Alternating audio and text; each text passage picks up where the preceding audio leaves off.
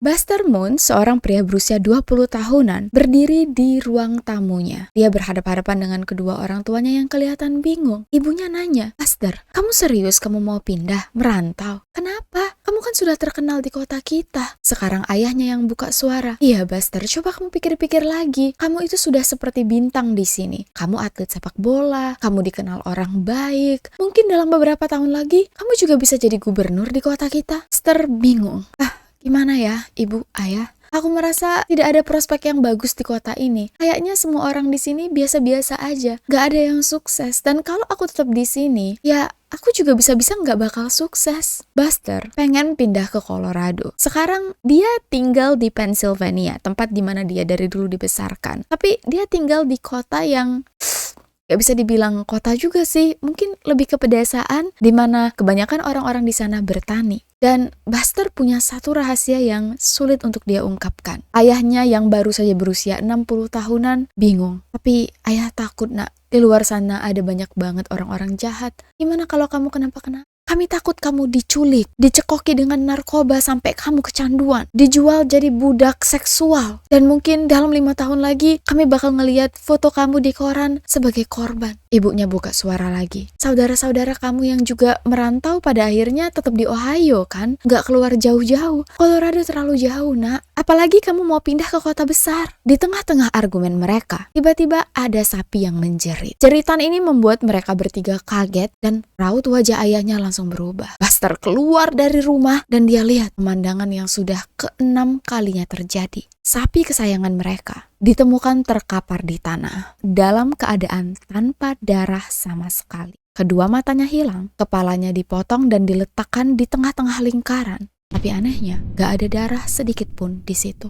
Ayahnya ketakutan. Ini sudah yang ke-6 kalinya. Kalau ini terus-terusan terjadi, kita bisa bangkrut. Buster bingung. Akhir-akhir ini, dia sadar. Lahan pertanian warga di sekitar hampir semuanya terserang hama. Semuanya gagal panen. Dan hewan ternak satu persatu mati dengan keadaan sangat tidak wajar. Gak bisa ayah, kita harus ngelaporin ini. Cepet telepon FBI sekarang. Ayahnya bingung. Sudah banyak warga yang melapor ke FBI, tapi gak satu pun dikasih tanggapan. Mungkin kamu benar Buster, kamu harus keluar dari kota ini. Dari pedesaan ini. Cari tempat yang lebih baik untuk masa depan kamu. Dan sekarang Buster ngerasa gak enak dengan ayahnya. "Ayah, kamu jangan ngomong seperti itu." Ayahnya nangis. Singkat cerita, kedua orang tuanya mengizinkan Buster untuk pindah ke Colorado. Dan Buster menggunakan mobil mulai berjalan-jalan ke sekitar kota, memandangi orang-orang di sekitar jalan. Dan dia sadar bahwa semua orang selalu berpasangan. Gak ada satu orang pun di sekitarnya yang sendirian seperti dia. Dan ini yang membuat Buster mulai kepikiran. Rahasia yang tadi aku sempat mention adalah sesuatu yang gak pernah sebelumnya dibicarakan oleh Buster, bahwa sejak dia lahir, dia merasa dia sudah terpilih. Mungkin kita gak pernah ngerasain, tapi Buster tahu banget setiap kali dia jalan kemanapun, pandangan orang-orang selalu ke dia. Bahkan saat dia lagi ada di rumah, dia merasa selalu ada. Buster waktu itu sama sekali nggak tahu bahwa dia akan menjadi orang terpilih yang nantinya ditunjuk sebagai Presiden Amerika ke 2020. Bahwa nantinya dia akan diusung dan dinobatkan sebagai pemimpin pasukan pemberontak Amerika yang akan membela semua hak rakyat. Dan dia juga akan berakhir di penjara karena memposting video pemenggalan kepala ayahnya sendiri yang dia simpan di dalam panci sup di rumahnya. Ini adalah kasus mau ngomong tergila, tapi kayaknya semua yang ada di ruang gelap pada gila. Kasus yang baru terjadi di tahun 2024 dan menghebohkan semua orang. Ini adalah kisah Justin Moon yang merupakan Raja Mesiah yang turun ke bumi untuk kedua kalinya. Sebelum masuk ke cerita, aku ingin mengingatkan untuk kalian yang belum subscribe untuk silakan subscribe terlebih dahulu. Kasus ini sebenarnya kalau mau dipanjangin bisa sampai 2 jam dan jujur aku tuh belum puas untuk ngeriset karena wah banget. Ada banyak materi yang sebenarnya bisa kita ulik, tapi berhubung aku berusaha untuk mengejar sering upload nih, jadi aku meredam rasa rasa keingintahuan lebih lanjut. Karena kalau misalnya aku riset sampai aku puas nih, bisa-bisa aku baru shoot itu mungkin minggu depan dan nanti aku kena marah.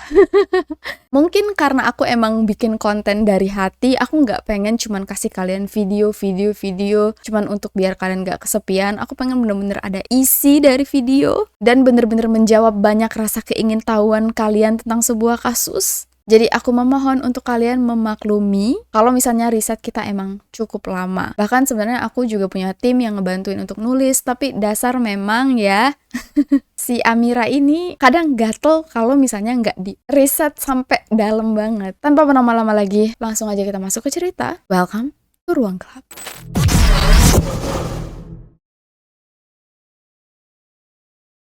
Justin Mon lahir dan besar di Pennsylvania. Di rumah, dia dibesarkan oleh kedua orang tuanya. Ayahnya bekerja sebagai insinyur karena beliau ahli teknik sipil. Ibunya kayaknya ibu rumah tangga karena kita nggak terlalu punya informasi lebih lanjut. Dan dia punya 2 kakak. Satu kakak perempuan yang paling tua dan yang kedua itu kakak laki-laki. Justin dari kecil terbilang sebagai anak yang cerdas. Sampai dia SMA pun, dia dikenal sebagai anak yang sangat ramah, penuh cinta, dan suka banget jokes di kelas. Bukan jokes-jokes aneh, bener-bener tipe orang yang kalau nggak ada dia nggak rame. Ada kayak iklan nggak tuh? Intinya, Justin anak yang baik dan juga ahli olahraga. Dia atlet sepak bola di sekolahnya. Waktu lulus SMA, dia lanjut kuliah ke Pennsylvania State University untuk mengambil S1 jurusan agribisnis. Karena mereka memang tinggal di lahan pertanian, rata-rata tetangganya adalah petani, yang mungkin membuat Justin jadi tertarik untuk belajar agribisnis, mengembangkan usaha ayahnya karena keluarganya sendiri punya banyak lahan pertanian. Keluarga Justin, meskipun nggak terkenal suka ngoceh atau aktif banget dalam kehidupan sosial warga sekitar, mereka ini tergolong ramah, cuman memang hidupnya lebih private, nggak banyak mengumbar kisah hidup mereka ke orang-orang. Ayah Justin bernama Michael dan ibunya bernama Denise. Michael punya beberapa usaha sendiri, mostly karena mereka punya lahan pertanian dan juga dia kerja sebagai insinyur. Meskipun nggak banyak omong, dia baik banget. Kalau misalnya lagi musim dingin, salju numpuk di depan rumah, Michael bakal bangun pagi-pagi untuk bersihin salju di depan rumahnya dan di depan rumah tetangganya yang lain. Ya nggak sampai tetangga ujung-ujung juga, tapi di sekitar situ dia bersihin. Biar kalau misalnya udah pagi pada mau berangkat kerja, itu mobil mereka udah bisa langsung keluar aja. Dan para tetangga inget banget kebaikan-kebaikan kecil Michael yang menurut mereka tanpa ngomong udah sangat membantu kerja nyata. Beberapa anak tetangga adalah teman Justin di sekolah. Karena waktu itu mereka sudah pada mencar-mencar kuliah di tempat-tempat lain, kabar Justin lebih sering terdengar secara online. Lewat Facebook biasanya, nulis status atau nge-share tentang berita. Tapi yang paling aktif nih, Justin tuh suka banget nge-share tentang konspirasi teori. Aku adalah salah satu orang yang suka sih bacain konspirasi teori, tapi nggak pernah percaya kayak 100%. Konspirasi teori itu juga ada level-levelnya ya. Level yang sangat mungkin dipercayai sampai yang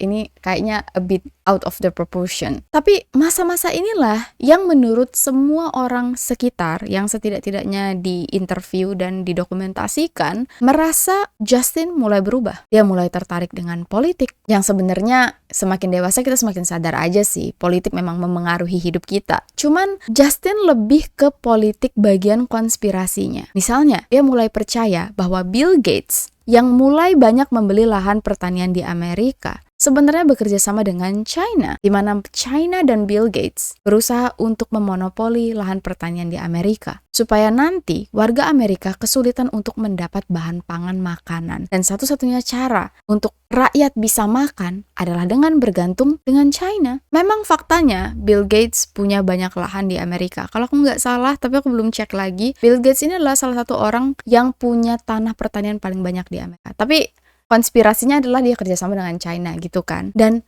Justin merasa sangat-sangat kecewa. Kenapa? Kok bilioner dari Amerika bukannya membantu rakyatnya yang lain, malah bekerja sama dengan antek-antek asing? Apakah sebenarnya Bill Gates berusaha berkhianat? Gak terlalu banyak catatan tentang Justin di tempat kuliahnya tuh gimana. Yang jelas kalau waktu masih SMA dia gak pernah absen sama sekali. Justin berhasil lulus kuliah dan karena memang keuangan keluarganya sedang tidak baik-baik saja, kuliah ini dibayar pakai duit pinjaman, student loan. Sesuatu yang lumrah di luar. Nah, waktu udah lulus, Justin sudah harus mulai membayar cicilan hutangnya. Tapi masalahnya, Justin kesulitan untuk mendapatkan pekerjaan. Dan Justin bingung.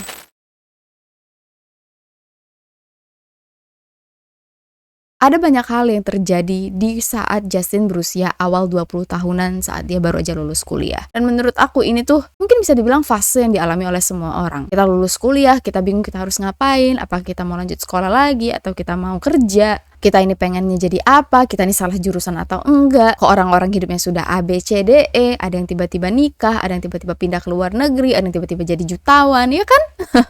Dan Justin merasakan ini. Ditambah lagi, Justin mulai sadar bahwa dia diikuti oleh banyak orang. Setiap kali dia pergi kemanapun, pandangan orang selalu tertuju kepada dia. Dan tiap kali dia di rumah, dia ngerasa ada sesuatu yang memata-matai dia. Entah itu burung yang lewat, entah itu pesawat yang lewat di angkasa nggak tuh di langit. Contohnya nih, waktu dia lagi parkir di pom bensin, lagi ngisi bensin nih, tiba-tiba ada aja orang yang sering kayak pura-pura pipis di pinggir jalan, tapi ngeliatin dia. Justin bingung, semua orang emang kayak gini atau gimana? Di rumah dia juga ngerasa kayak dia punya panggilan, dan kayaknya orang-orang tahu dia itu siapa. Justin yang dari dulu merasa bahwa dia spesial, merasa kecewa karena sulit dapat kerja. Dunia ini gak adil. Aku udah lulus S1, udah kuliah bener-bener, berpendidikan, mana lapangan kerja? Apa ini gara-gara Bill Gates dan bilioner-bilioner lainnya yang sengaja nih ngebikin rakyat susah? Dan pemerintah tuh kenapa sih? Kalau emang mereka tuh gak bisa menyediakan lapangan kerja nih, ngapain nyuruh kita kuliah? Ngapain mereka minjemin duit? Kan sekarang dia yang susah nggak bisa bayaran. Atas kepercayaan inilah, Justin menuntut pemerintah karena telah minjemin dia uang buat kuliah tanpa memberikan informasi terlebih dahulu bahwa kalau kuliah belum tentu langsung dapat kerja. Justin nggak pakai pengacara. Dia sendiri yang mewakili dirinya. Hasilnya? Pengadilan menyatakan pemerintah tidak bersalah. Justin kalah. Dan ini yang membuat Justin benci banget dengan para penegak hukum yang enggak adil. Kalian ya, pasti makan duit rakyat dan kalian tuh enggak berpihak kepada rakyat. Justin pulang dan dia bingung apa yang dia harus lakukan. Tapi tenang, Justin punya banyak bakat. Dia berusaha untuk meredam rasa amarahnya. Dia pinter nulis puisi, dia pinter bikin lagu, dia bisa nyanyi. Di sela-sela waktunya, Justin bikin musik. Dan hampir semua musiknya tentang pemerintah. Yang sebenarnya nggak apa-apa sih, nggak apa-apa banget. Boleh itu. Seni itu adalah cara menyalurkan kritik terbaik menurut aku ya. Dan pada akhirnya Justin sadar, oke, aku harus pindah. Aku nggak bisa ada di tempat kecil yang tidak bisa membuat aku berkembang ini. Orang-orang gak ada yang sukses di sini. Kalau aku tinggal di sini, aku juga bakal gak sukses. Aku harus keluar. Aku harus pindah ke tempat yang lebih heboh, lebih besar. Tempat yang menyajikan lebih banyak opportunity. Aku akan pindah ke Colorado. Justin keluar dari kamarnya. Dia menghadap kedua orang tuanya yang lagi di ruang tamu dan bilang, "Ayah, ibu, aku mau pindah ke Colorado." Ibunya bingung. Kaget. Kenapa? Kamu kan bintang di kota ini. Ayahnya bilang, "Kamu kalau tinggal di sini lebih lama lagi, nak. Kamu bisa jadi gubernur." Gak ayah, aku gak bisa. Maafin aku ya, aku harus pindah dari sini. Jadi Justin pindah ke Colorado. Dan benar aja, setelah Justin pindah ke Colorado, dia langsung dapat kerjaan. Dia diterima kerja di perusahaan kredit. Posisinya apa, kurang tahu. Tapi gak lama kemudian, Justin dapat lagi kerjaan yang menurutnya jauh lebih bagus di perusahaan asuransi. Kurang tahu apakah Justin dipecat dari pekerjaan pertama atau dia sendiri yang pindah ke perusahaan asuransi. Intinya, waktu dia masuk ke perusahaan asuransi ini, semua orang itu di onboarding, di training dulu. Semuanya harus masuk ke departemen customer service. Nanti baru dipromosikan ke departemen yang sesuai dengan keahlian masing-masing atau latar belakang masing-masing. Justin yakin banget dia pasti bisa melewati masa onboarding dengan cepat. Ya dia overqualified untuk kerja jadi customer service menurut dia.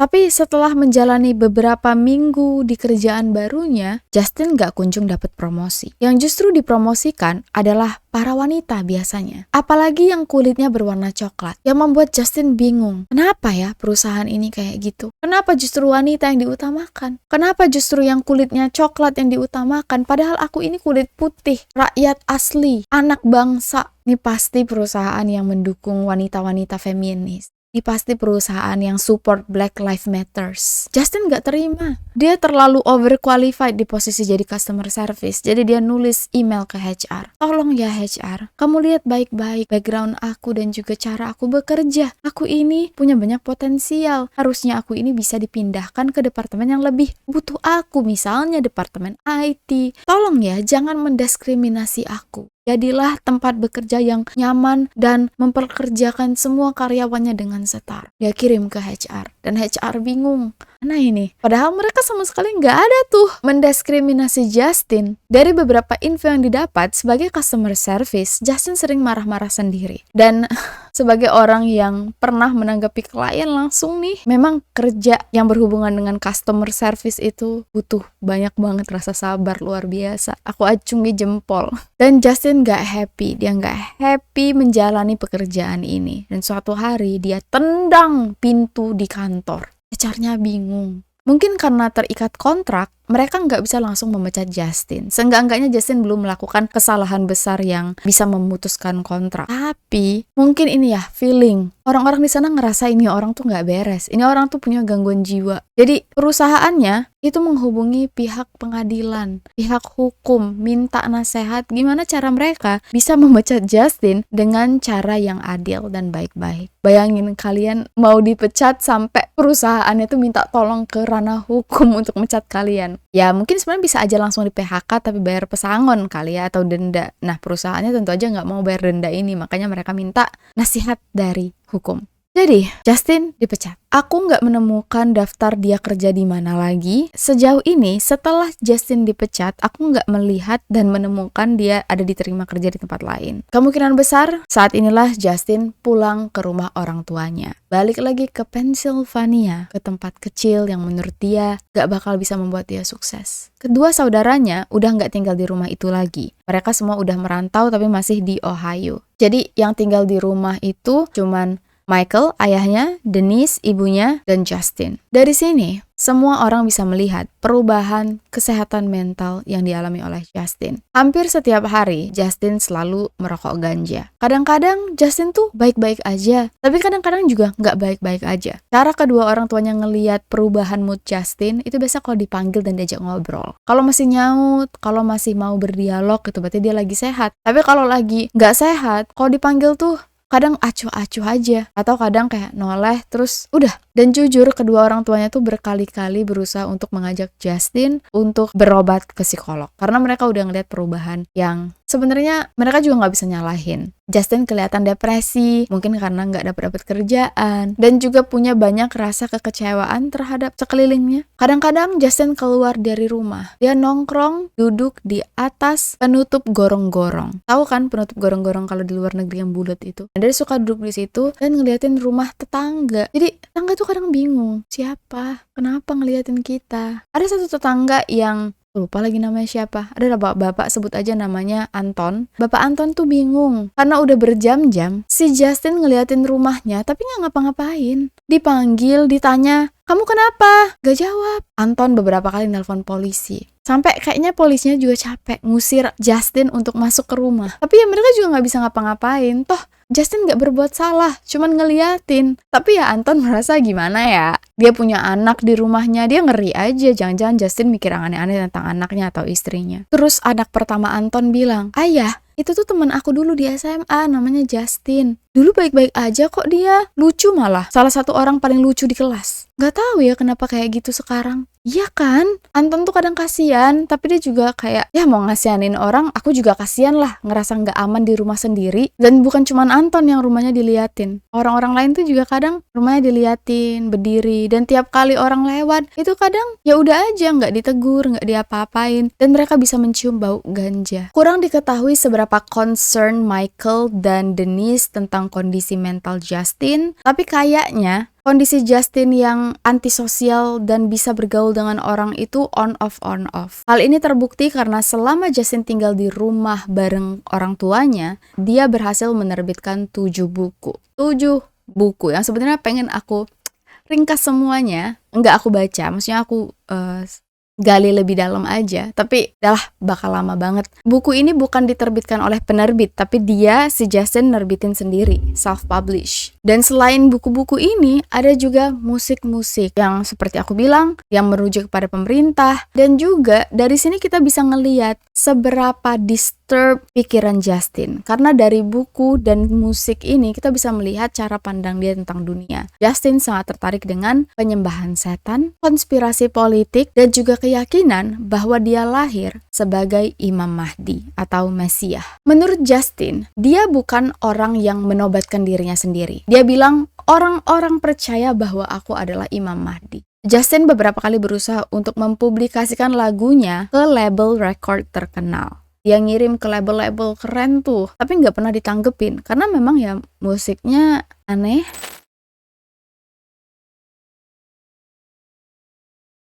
Lagu-lagunya tuh nggak jelas artinya apa, banyak kata-kata yang aneh, dan karena nggak ada yang ngegubris dia, Justin sempat ngirim email ke pemilik label, produser musik, untuk jangan mengabaikan dia. Harusnya kalian itu beruntung, karena aku memilih kalian untuk menerbitkan lagu-laguku. Aku ini orang penting. Aku berhasil menggagalkan 3 calon gubernur maju ke pengadilan karena aku berhasil mengungkap kejahatan. Aku ini adalah pemimpin milisi, kelompok bersenjata yang berusaha untuk membela keadilan masyarakat. Kalau kalian mengabaikan pesanku, tunggu saja apa yang akan terjadi. Tapi meskipun Justin mengirim email ini, tetap gak ada yang ngegubris dia. Karena kita udah menyinggung kata milisi nih, yang mungkin kurang familiar didengar. Milisi adalah kelompok bersenjata yang terdiri dari warga sipil yang tidak tergabung dalam militer reguler, tetapi dapat dipersenjatai untuk tujuan pertahanan, pemberontakan, atau kepentingan tertentu. Milisi bisa bersifat resmi seperti cadangan militer yang diakui negara, atau tidak resmi seperti kelompok paramiliter yang beroperasi secara independen atau dengan dukungan pihak tertentu. Jadi menurut Justin, dia ini sudah dipilih oleh semua pasukan milisi dari semua wilayah di Amerika untuk menjadi pemimpin. Sayangnya mungkin karena aku belum sempat baca semua bukunya, nggak mau juga sih baca semua bukunya, tapi aku nggak berhasil mengorek delusi apa yang terjadi di dalam otaknya sampai dia mengira dia tuh dipilih oleh banyak orang. Sedikit fakta, skizofrenia biasanya baru terjadi dan baru disadari oleh penderitanya saat sudah berusia di atas 18 tahun dan di awal 20 tahun. Jadi wajar kalau dari cerita yang kita dengar, Justin mulai mengalami perubahan mental itu waktu dia kuliah, di mana yaitu memang usia-usia rentan gejala pertama skizofrenia terjadi. Kalau pada wanita agak sedikit terlambat, cenderung di akhir 20 tahun atau di awal 30 tahunan. Sangat langka terjadi pada anak-anak dan sangat langka terjadi pada orang yang sudah berusia lanjut. Gejala ini bisa tambah buruk kalau dipicu penggunaan narkoba, dan kita tahu Justin menggunakan ganja. Jadi inilah yang membuat Justin berpikir dia diliatin oleh seluruh orang, dia direkam, dimata-matai oleh pesawat. Dan aku akan bacakan sedikit ringkasan di 2 bukunya. Buku yang pertama berjudul The Kingdom of Darkness, yang by the way, ini dijual oleh seseorang seharga 4 juta di eBay. Mungkin karena kasus Justin viral, jadi dia jual buku ini 4 juta. Tertulis, ketika setan dan para malaikat yang jatuh dikalahkan, jiwa mereka terperangkap di dalam makhluk-makhluk terendah di bumi. Ribuan tahun kemudian, pada tahun 2040-an, saat manusia mulai menjelajah luar angkasa, setan dan pasukannya menggunakan teknologi canggih, memasuki manusia, tubuh mereka sebagai inang untuk kembali bangkit. Satu persatu, semakin banyak manusia yang terindoktrinasi ke dalam kerajaan kegelapan milik setan. Di koloni luar angkasa dan di seluruh dunia, banyak orang mulai menunjukkan tanda-tanda kegilaan dan tingkat kejahatan menolak drastis. Karena kepercayaan agama berada pada titik terendah sepanjang sejarah, masyarakat mencurigai bahwa penyebabnya adalah sebuah virus. Organisasi Kesehatan Dunia (WHO) pun memberlakukan karantina global. Sementara, sebuah tim khusus dibentuk untuk mencari penyebab serta solusinya. Kini, manusia harus mencari tahu apakah sains atau keyakinan akan menjadi jawaban bagi kelangsungan hidup mereka dan ekspansi mereka keluar angkasa. Ironis ya, dia bilang kegilaan menyebar padahal dia sendiri. Dan kayaknya dia nulis buku ini terinspirasi dari COVID. Lalu, buku yang kedua, ini berjudul The Second Messiah, King of Earth. Ringkasan bukunya, setelah seorang musisi muda bernama Buster Moon pindah dari sebuah peternakan kecil di Ohio ke kota kaya Colorado Springs, Colorado, dia mulai merasa ada sesuatu yang aneh. Orang-orang di sana terasa tidak seperti biasanya. Seiring waktu, Buster semakin terkenal di kota itu, bahkan di seluruh negara bagian. Tapi semakin dia dikenal, semakin dia mengetahui rahasia Colorado. yang melibatkan sekte satanis, Partai Demokrat, dan Perang Dingin. Pada akhirnya, perhatian yang dia dapat jauh lebih besar dari yang dia bayangkan, bukan sebagai musisi terkenal biasa, tapi sebagai ikon agama. Namun, yang lebih aneh dari cerita fiksi, ini adalah kenyataan bahwa kisahnya didasarkan pada kehidupan nyata penulis sekaligus musisi Justin Mon. Selama 4 tahun tinggal di Colorado, dia terlibat dalam berbagai gugatan hukum dan bahkan memengaruhi hasil pemilu Presiden Amerika Serikat 2020 dengan membongkar 3 kandidat presiden yang korup, memaksa mereka mundur dari pencalonan. Awal video yang aku ceritain ke kalian adalah sedikit isi dari bab pertama buku ini, tentang Justin yang menceritakan diri dia sendiri sebagai Buster Moon dan juga imajinasi kejadian saat dia meminta izin kedua orang tuanya untuk pindah ke Colorado. Jadi soal sapi yang tiba-tiba mati, lahan yang tandus, semua ini hanya ada dalam pikiran Justin yang dia anggap nyata dan dia tulis jadi buku. Di buku ini, Justin menulis diri dia sebagai Mesias kedua atau semacam Imam Mahdi yang memang terpilih, ditunggu-tunggu oleh orang bahkan sebelum dia lahir ke bumi dan semua orang tahu siapa dia.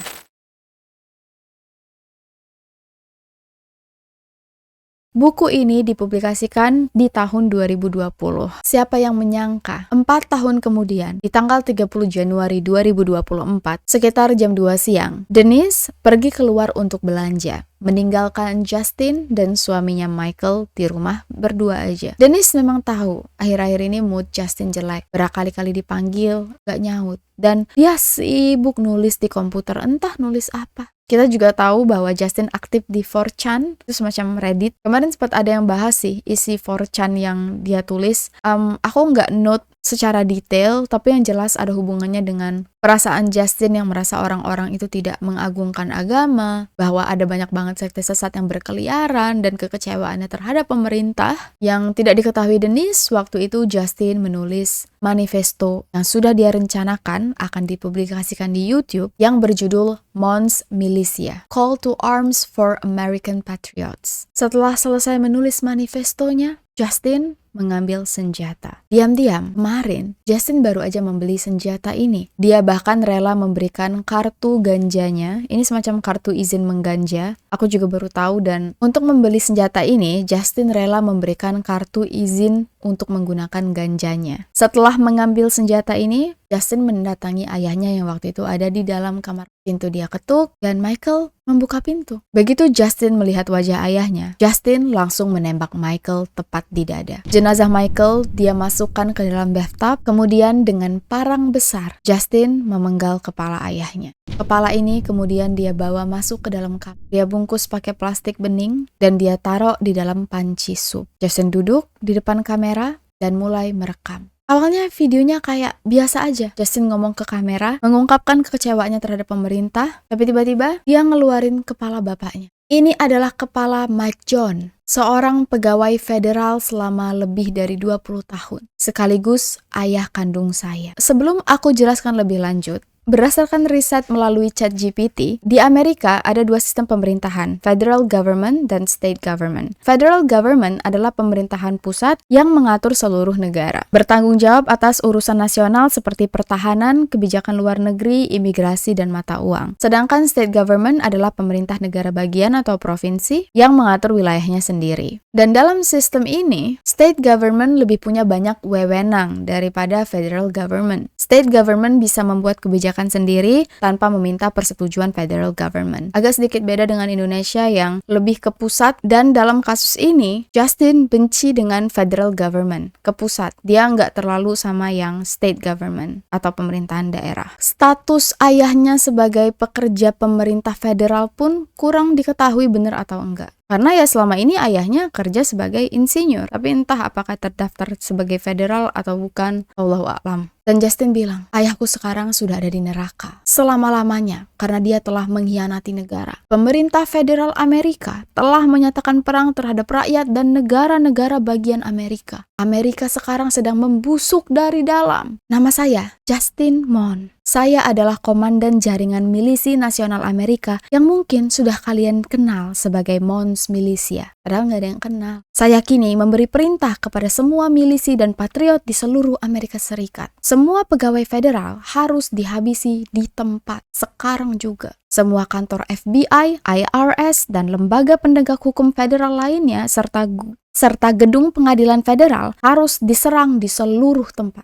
Semua agen federal, US Marshal, hakim federal, dan patroli perbatasan harus dihabisi atau ditangkap, disiksa untuk mendapatkan informasi, lalu dihabisi di depan publik karena telah mengkhianati negara mereka. Kalian bisa mendapatkan tempat di surga dengan cara mengirim para pengkhianat ini lebih cepat ke neraka. Saya meminta kepada polisi di Amerika, Garda Nasional Negara Bagian, dan veteran militer untuk bergabung melawan para pengkhianat di pemerintahan federal, kecuali kalian ingin melihat Philadelphia dan kota-kota besar lainnya berubah menjadi kota tanpa hukum seperti Portland dan San Francisco. Saat kita sudah berhasil mengepung gedung-gedung federal dan memburu pegawai federal di rumah mereka atau tempat persembunyian lainnya, saya meminta kepada milisi lokal di Pennsylvania dan New Jersey untuk menjadi pasukan pengaman pribadi saya. Bentuk zona perlindungan di sekitar saya dan habisi setiap agen federal yang mencoba menangkap atau menghabisi saya. Apabila saya tertangkap atau saya yang dihabisi, maka jangan berhenti teman-teman, kalian harus melanjutkan perjuangan. Saya menawarkan hadiah $1 juta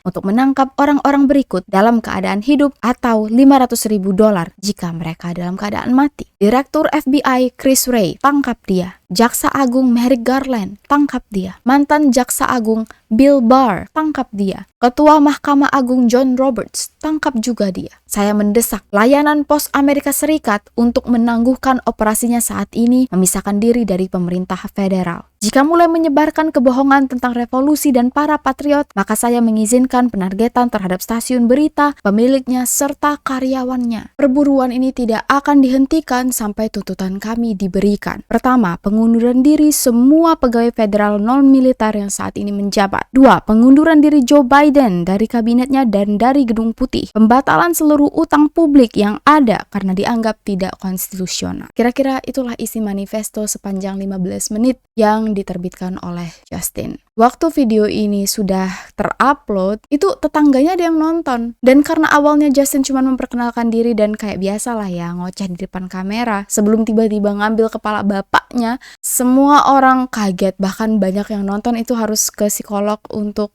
itu, PTSD, trauma, kaget kayak siapa yang menyangka tiba-tiba di siang bolong ngelihat kepala orang langsung dan mereka kenal dengan orangnya ya di rumah sebelah. Setelah Justin ngupload videonya, dia langsung ambil kunci mobil bapaknya dan dia melarikan mobil bapaknya pergi. Begitu ibunya pulang, Denise bingung. Lah, mana? Mobil suaminya hilang. Di rumah nggak ada yang jawab, kosong. Dia panggil Michael, Mike, Justin, nggak ada jawaban. Dia masuk ke dalam kamar mandi dan dari awal dia ngebuka pintu dia udah ngelihat ada genangan darah.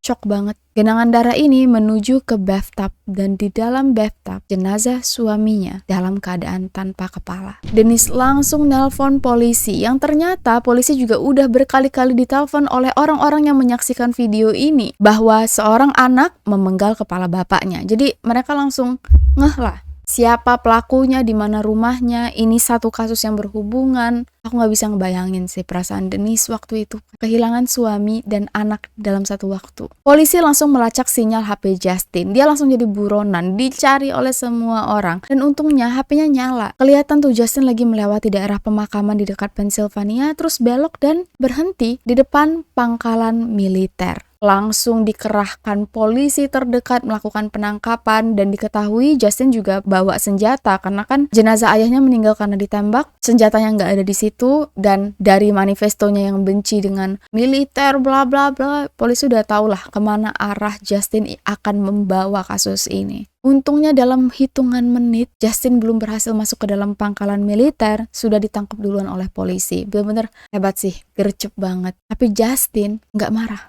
Waktu dia ditangkap, waktu dia difoto pun nih, dibawa ke kantor polisi untuk mugshot, fotonya itu dia senyum. Karena delusinya tadi bilang, meskipun dia sudah ditangkap atau dihabisi, tetap bakal ada patriot atau pengikut lainnya yang bergerak dari seluruh penjuru Amerika untuk mendukung aksi dia. Dia benar-benar percaya dengan delusinya sendiri. Karena Justin dianggap sebagai sebuah ancaman besar, dia kemungkinan besar nggak bakal pernah bebas lagi. Dia bakal seumur hidup mendekam di penjara, bahkan polisi nggak ngasih kebebasan uang jaminan. Biasanya kan kalau bayar uang jaminan, boleh dilepasin kan selagi menunggu masa persidangan. Nah, Justin nggak dibolehin. Bener-bener kayak, ya ibunya juga nggak mungkin sanggup ya untuk nerima dia balik. Dan karena ini kasusnya masih baru banget tahun 2024, sampai sekarang itu kita masih menunggu secara resmi apa hukuman yang akan didapatkan oleh Justin. Kalau kalian teliti baik-baik isi dari manifesto yang tadi aku bacain, sebenarnya semua orang yang dia tulis di situ, semua lembaga, ada hubungan dengan kekecewaan di dalam delusinya tadi. Dia benci dengan FBI karena merasa FBI tidak menanggapi laporan masyarakat sekitar karena lahan mereka terserang hama dan terus-terusan lahan pertanian dibeli oleh Bill Gates. Dia benci dengan beberapa penegak hukum karena mereka-mereka ini adalah orang yang menangani kasus persidangan dia. Entah itu dari pengaduan dia soal student loan, pemecatan sepihak dari perusahaan asuransi. Intinya ini orang-orang yang memang ada hubungannya langsung dengan hidup dia. Bahkan di manifesto pun dia bilang dia benci dengan kaum LGBTQ,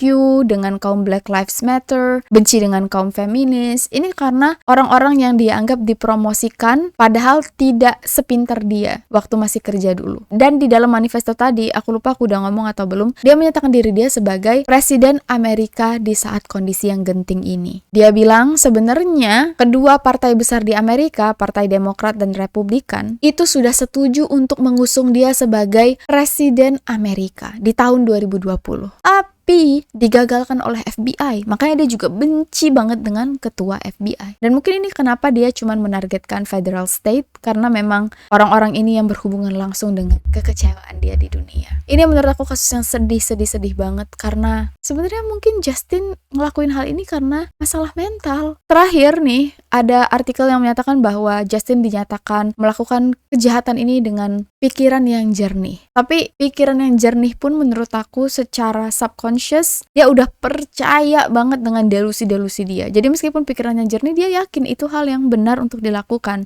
Dan dia merasa dia memberontak untuk kepentingan rakyat sipil, dan dia yang dipilih sebagai Imam Mahdinya. Dan itulah kisah tragis Michael Mon yang meninggal di tangan anaknya Justin Mon yang mengalami gangguan mental. Ini adalah pelajaran yang sangat-sangat berharga bahwa kita harus benar-benar menganggap kesehatan mental sebagai sesuatu yang sangat penting dan serius. Bahkan polisi bilang mereka jauh lebih mudah menangkap jaringan kelompok teroris daripada teroris yang sendirian, atau mereka sebut lone wolf. Karena orang yang bisa bergerak secara sendirian itu gerakannya lebih sulit untuk dilacak, orangnya jauh lebih spontan, jauh lebih bisa gila, nggak terorganisir. Apapun yang dia lakukan tiba-tiba kejadian. Kalau kelompok teroris kan ada tep-tep-tepnya ya, strategi yang mungkin masih tercium sebelum terjadi. Nah, kalau ini tiba-tiba meledak aja. Aku akhiri video kita sampai di sini dulu. Lebih dan kurang aku mohon maaf, dan thank you so much atas semua support kalian, teman-teman di Ruang Gelap yang sudah setia dan sabar menunggu. I'll see you guys very soon in the next video. Please stay safe, take care, and stay alive.